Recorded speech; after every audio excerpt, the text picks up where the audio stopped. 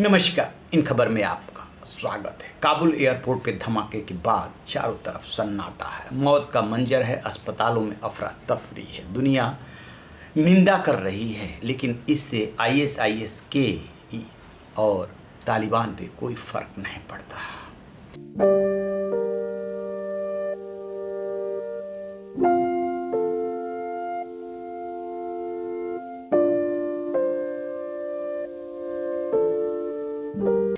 उन्हें तो बंदूक के दम पे सत्ता चाहिए। इसके बाद ये सवाल उभरते हैं कि क्या आईएसआईएस के यानी खुरासान और तालिबान ने मिलकर के इस घटना को अंजाम दिया। ये जांच का विषय है कि दोनों में मिली भगत है, कितनी मिली भगत है कि नहीं है। दोनों में दुश्मनी भी बताई जाती है। बहरहाल आईएसआईएस के ने बयान जारी किया है और एक तस्वीर भी जारी की है कि ये है वो हमलावर जिसका अब्दुल रहमान अल लोघरी नाम बताया जाता है। तस्वीरों में आप देखेंगे और बयान में उसने साफ साफ कहा है कि इसमें स्थानीय लोगों की उसने मदद ली।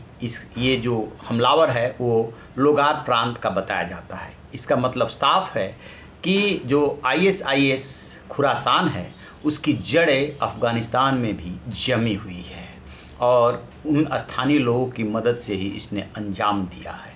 अमेरिका के लिए सबसे बड़ी चुनौती की बात यह है कि उससे पता था, खुफिया इनपुट था, इसके बावजूद ये हमला हुआ।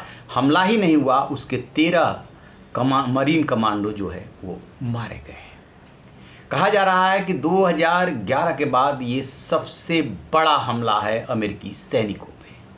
और ये देखिए, खुफिया इनपुट होते हुए भी ये हमलावर वहाँ तक पहुँच गया जहाँ सुरक्षा घेरा को क्रॉस करके, जहाँ पे ये ट्रांसलेटर और जासूसी करने वालों को ये बुलाते थे, जहाँ तक उनकी पहुँच थी, और उस घेरे तक ये पहुँच गया। जब सैनिकों से 5 मीटर की दूरी रह गई थी तब इसने जो है घटनाक्रम को अंजाम दिया। आत्मघाती फिदाइन हमला था, इसलिए इसने अपने को उड़ा लिया। यही वजह रही कि 13 सैनिक जो है मारे गए और जो असली संख्या है मरने वालों की वो 100 के पार है और घायल भी लगभग 150 के आसपास है। वो वीडियो और तस्वीरें नहीं दिखा सकते क्योंकि नाले में जिस तरीके से बॉडी तैर रही है, जिस नाले से लोग आ कर के किसी तरीके से एयरपोर्ट में घुसने की कोशिश करते थे, और सीवेज के नाले में जिसमें आप 5 मिनट भी 2 मिनट भी नहीं खड़ा रह सकते, उसमें वो दिन भर खड़े रहते हैं, वहाँ पे मौत का मंजर पसरा हुआ है। बॉडी तैर रही है, घायल लोग करा रहे हैं, चिल्ला रहे हैं। इसके बाद अस्पताल का वीडियो में आप देखेंगे कि किस तरीके से वहाँ अफरा तफरी है। लेकिन आईएसआईएस के है कि बयान जारी कर रहा है मानो उसने अमेरिका के खिलाफ बदला ले लिया। और अब अमेरिका के राष्ट्रपति जो है जो बाइडन, वो कह रहे हैं कि हम चुन चुन करके मारेंगे, अपने जो सैनिक मारे गए हैं उनके बलिदान को हम व्यर्थ नहीं जाने देंगे। चुन चुन के मारते रहिएगा बाइडन साहब। लेकिन ये जो आपने जल्दीबाजी में फैसला लिया, आगे के लिए कोई प्लानिंग नहीं की, दुनिया इसके लिए आपकी आलोचना कर रही है और अफ़गानियों को उनके हाल पे छोड़ दिया।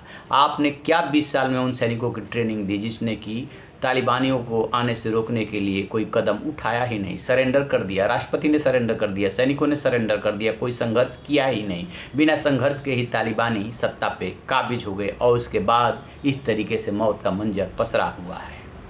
चलिए अभी आगे देखते हैं और क्या होता है। तो आप रहिए ना बेखबर, देखते रहिए इन खबर। Thank you.